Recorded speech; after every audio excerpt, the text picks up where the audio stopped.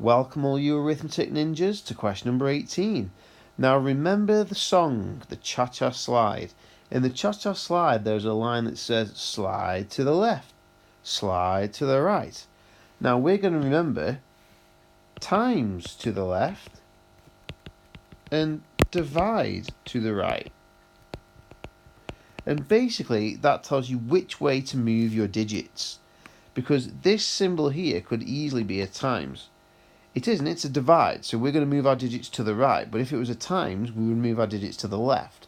So what we're going to do is we're going to start with our 0.1, and because we're dividing, we need to move to the right and not to the left on this one. So we're going to move our digits to the right. Now because we are divided by 100, the number of zeros tells you how many places you need to move your digits.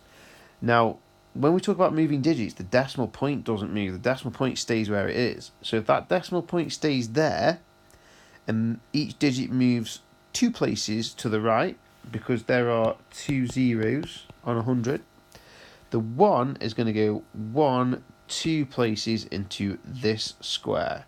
Notice I'm using each column of squares as one column. The 0 is going to move 1, 2 into this square. And basically both digits have now moved 2 places to the right. All that remains to be done is to fill this empty gap with a 0 and then the units column in front of the point with a 0. And there's our answer, 0.001. Final answer.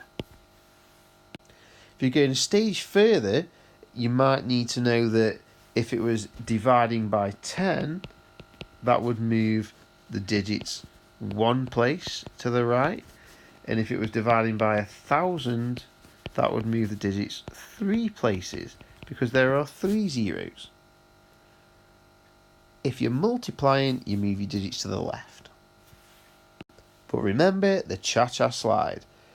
Slide to the left, slide to the right. Becomes times to the left, divide to the right.